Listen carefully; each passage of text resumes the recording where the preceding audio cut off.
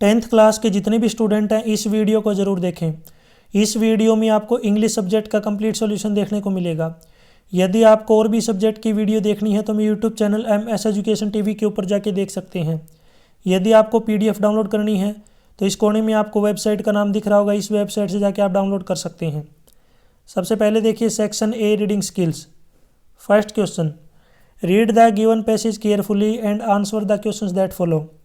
नीचे जो पैसेज दिया गया इसको बिल्कुल ध्यान से पढ़ना है और इससे रिलेटेड जो क्वेश्चन पूछेगा उनके आंसर आपको देने हैं। यहाँ पे एक नंबर के 10 क्वेश्चन पूछे गए हैं, तो वीडियो को रोक करके पैसेज को आप एक बिल्कुल ध्यान से जो आप इसको पढ़ लीजिए। पढ़ने के बाद जो नीचे क्वेश्चन पूछे गए उनके आंसर आप जो है ईजिली दे पाएंगे। इस पैसेज से रिलेटेड यहाँ पे फर्स्ट क्वेश्चन देखिए, while we exercise we dash glucose. जब हम एक्सरसाइज करते हैं we burn glucose, C option right. Question 2, the key to enjoy power foods is. तो इसमें the use of season fresh foods, identifying one's choice of flavour, proper preparation of power foods. तो इसमें right answer होगा all of these, D option right. Question 3, what is the meaning of incorporating. आपको इसका meaning बताना है, तो इसका मतलब होता है to include, B option right. Question 4, iron deficiency can leads to, यानी कि आयरन की कमी से कौन सी बीमारी होती है, anaemia, B option right. Question 5, adding lemon juice to green tea is important because, यानी कि लेमन जूस जो है ग्रीन टी के अंदर ऐड करने से क्या महत्व है, इसका क्यों क्या महत्व है, it makes catechin more absorbable by the body, C option right. Question 6, what are power foods. Power food क्या है, answer foods that provide rich levels of nutrients like fibre, potassium and minerals, यानी कि जो food ज़्यादा मात्रा में nutrients provide करवाते हैं जैसे कि फाइबर, पोटेशियम और मिनरल्स, उन्हीं को बोलते हैं power foods. Question 7, what is the advantage of including onions and garlic in our diet. Onion और गार्लिक को डाइट में ऐड करने के क्या फ़ायदे हैं, answer sulphur compounds in onion and garlic help in the absorption of iron and zinc from chicken peas in our diet, chickpeas. Question 8, suggest a quick recipe with chickpea and onions. Answer a quick way to prepare this powder food is to make a chickpea salad with chopped onion, chaat masala and cilantro. Question 9, why is yogurt and bananas are enriching power food. Answer yogurt is packed with proteins that help preserve muscle mass and bananas are packed with carbohydrates that help in refueling energy and preventing muscles soreness, यानी कि ये जल्दी जो energy provide करवाते हैं। Question 10, why is green tea is recommended power food, यानी कि जो ग्रीन टी है उसको पावर फूड के रूप में क्यों रिकमेंड किया जाता है, answer green tea is the best source of catechins that are effective in halting oxidation damage to cell। Next देखिए यहाँ पे section B grammar. Question 2, attempt any 5 of the following. आपको कोई 5 अटेम्प्ट करने हैं, यहाँ पे 6 दिए गए हैं, ये एक नंबर के रहेंगे, टोटल 5 मार्क्स। इसमें फर्स्ट है this cloth is easy dash, यहाँ पे आपको जेरेंड और इन्फिनेटिव भरना है, तो इस कपड़े को जो है धोना क्या है, आसान है, तो इसमें आ जाएगा यहाँ पे to wash, B option right. Second, he congratulated me on dash the prize, उसने मुझे बधाई दी, यहाँ पे आपको जिरेंड और इन्फिनेटिव भरना है, तो क्या आएगा, विनिंग, यानी कि जीतने के ऊपर बधाई दी। Third, I said something I am sorry for it, यहाँ पे आपको इनको सेंटेंस को कंबाइन करना है, तो इसमें बनेगा I am sorry for what I said, C option right.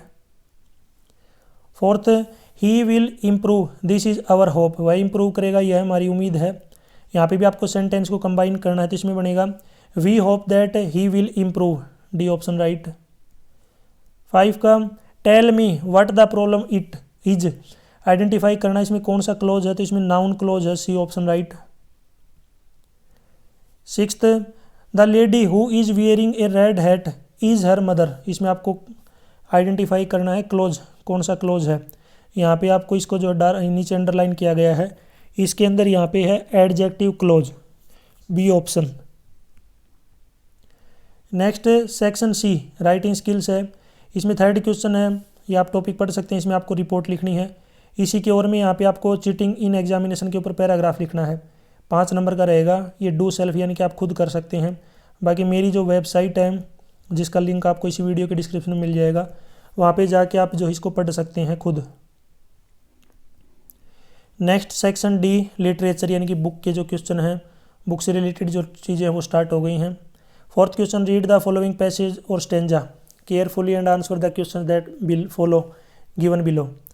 जो नीचे पैसेज दिया गया, स्टेंजा दिया गया, इसको ध्यान से पढ़ना है और इससे रिलेटेड जो क्वेश्चन पूछे उनका आंसर आपको देने हैं। तो ये टोटल 5 नंबर का रहेगा। सबसे पहले जो है ये पैसेज दिया गया, एक बार इसको आप अच्छे से पढ़ लीजिए। इसमें पहला क्वेश्चन है नेम द चैप्टर, चैप्टर का नाम क्या है, Mijbil the otter. Second, name the author, author का नाम है Gavin Maxwell. How did Mij spend most of the time, Mij कैसे स्पेंड करता था अपना टाइम, प्ले यानी खेल कर।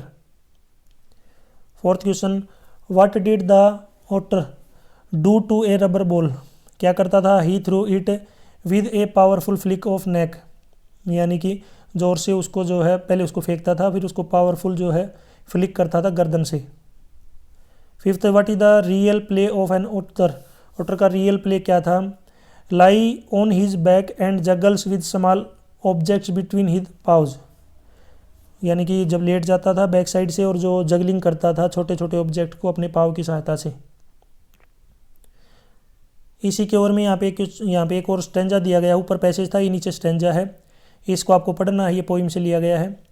अब इससे रिलेटेड जो क्वेश्चन पूछेंगे उनका आंसर आपको देने हैं, ये भी आपका 5 नंबर का ही रहेगा। इसमें पहला क्वेश्चन है नेम द पोइम, पोइम का नाम है the tree.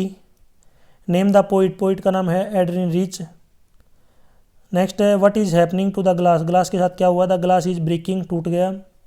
Fourth, what rushes out to meet the trees, winds. Fifth part, what does the poetess describe the moon, moon को कैसे डिस्क्राइब किया है, ब्रोकन लाइक ए मिरर, टूटा हुआ शीशे की तरह। नेक्स्ट क्वेश्चन फिफ्थ, 5 का क्वेश्चन यहाँ पे दिया गया है, ये आपका 3 नंबर का रहेगा। Why does Valli stand up on the seat, what does she see now, ये क्वेश्चन लिया गया है मैडम राइट्स द बस से। आपको यहाँ पे इसका जो ये दो चैप्टर दे रखा है मैडम राइट्स द बस, इसके आपको राइटर का या ऑथर का नाम मुझे कमेंट सेक्शन में बताना है, ऑथर या फिर इसका राइटर क्या नाम क्या है, ज़रूर आप कमेंट सेक्शन में बताएं किसके द्वारा लिखा है ये। वो जो वैली थी बार बार सीट पे खड़ी हो जाती थी, क्या देखने के लिए। Answer, Valli stands up on the seat to enjoy the outside scenery from the moving bus, यानी कि वो बार बार इसलिए खड़ी होती थी कि बाहर की जो सीनरी है उसको देखने के लिए बस जब चल रही थी तब। Her view was blocked by a canvas blind that covered by the lower part of window, उस विंडो के सामने कुछ आ रहा था बार बार जो उसको कवर कर रहा था, जिससे वो बाहर की चीज़ें अच्छे से नहीं देख पा रही थी। In order to have a better view of the outside scenery she stand up on the seat and peered out the blind, इसलिए वो सीट पे खड़ी हो गई बाहर देखने के लिए। सी got to C A canal, बाहर उसको नदी नहर दिख रही थी।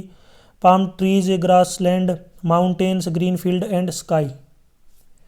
इसी के ओर में यहाँ पे एक क्वेश्चन और दिया गया, ये भी आपका 3 नंबर का रहेगा, दोनों में से आपको एक करना है। Which story of Chinese empire is associated with the discovery of tea, यानी किस तरीके से चाय की जो खोज है उसकी स्टोरी चाइना से जो है मैच करती है, कौन सी स्टोरी है वो। ये क्वेश्चन लिया गया है tea from Assam. Answer, a Chinese emperor was boiled water before drinking it, एक चाइनीज जो एम्पीरियर था वो पानी को गर्म कर रहा था पीने के लिए। And one day a few leaves of twigs burning under the pot fell into the water, कुछ जो पत्तियाँ थी वो उस पानी के अंदर गिर गई। It gaves that delicious flavour, इससे जो फ्लेवर था पानी का अच्छा हो गया।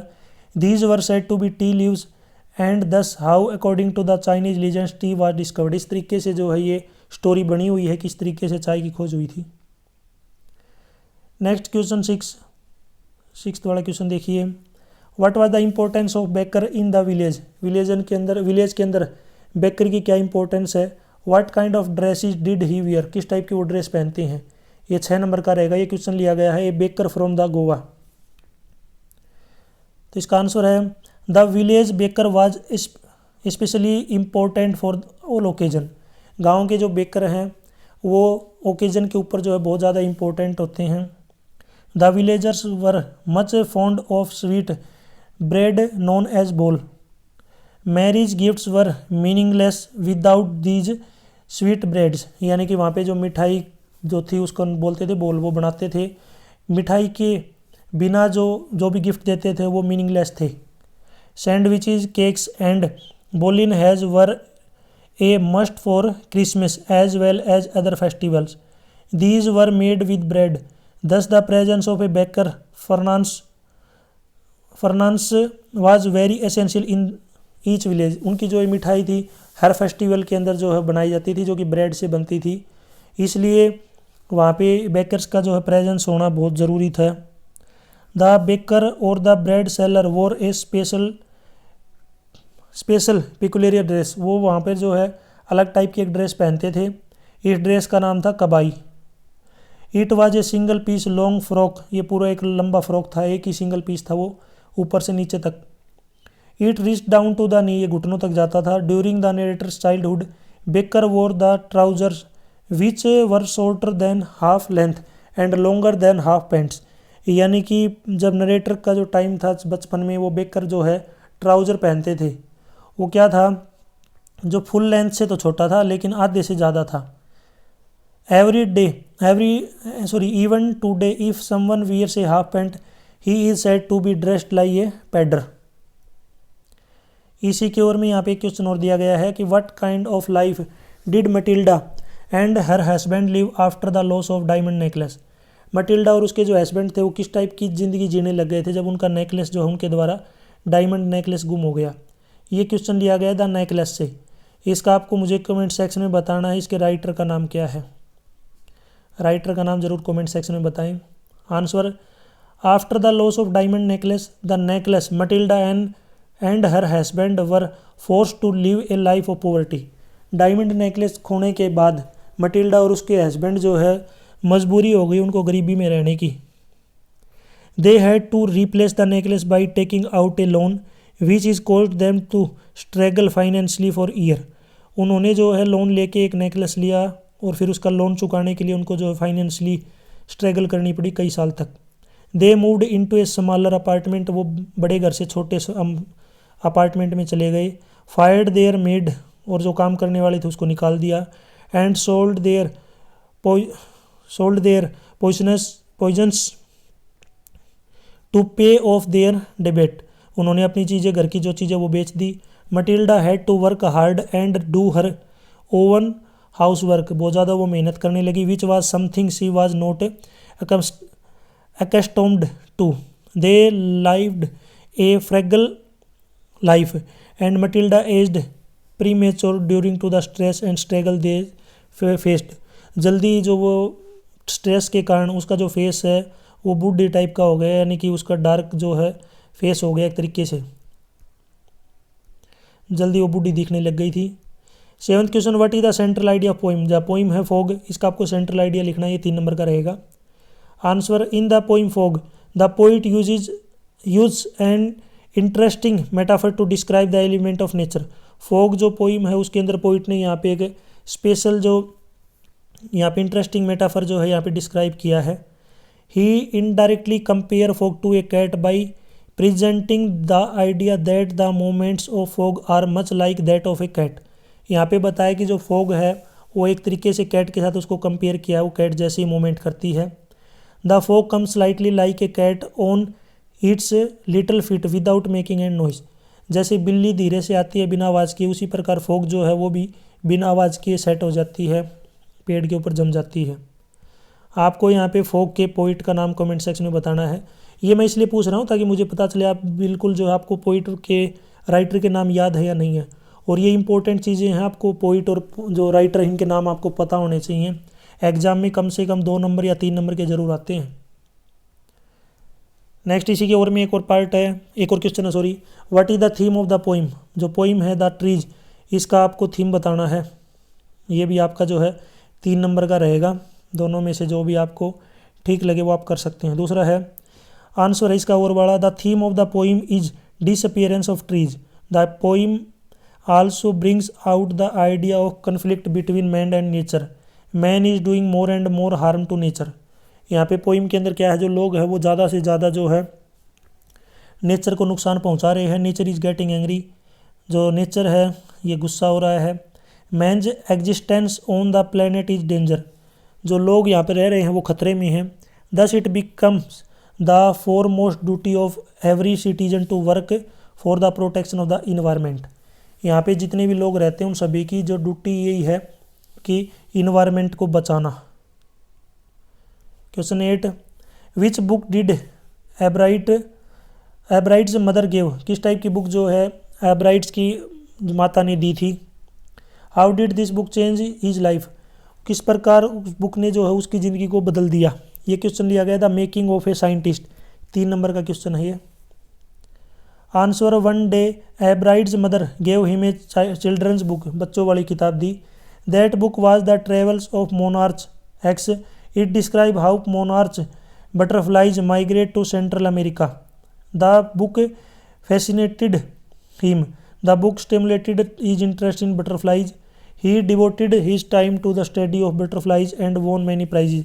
In this way the book changed his life. उसको एक बुक दी थी, उसने उस बुक को अच्छे से पढ़ा था। उस बुक के बारे में यहाँ पे बटरफ्लाइज के बारे में बताया गया था। उसने इनको जो बहुत बार जो है इससे रिलेटेड जो है उसको इनाम भी मिला था। नेक्स्ट इसी के ओर में यहाँ पे एक और क्वेश्चन है, how was miss Matilda लॉइजल A mistakes of destiny. ये क्वेश्चन लिया गया है द नेकलेस से। ये भी आपका 3 नंबर का, दोनों में से आपको एक करना है।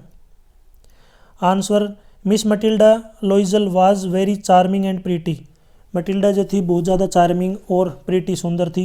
सी appear to be a lady of high family. वह बड़ी महंगी, जो कह सकते हो आप अमीर लेडीज जो वो दिखती थी, बड़े परिवार से थी वो।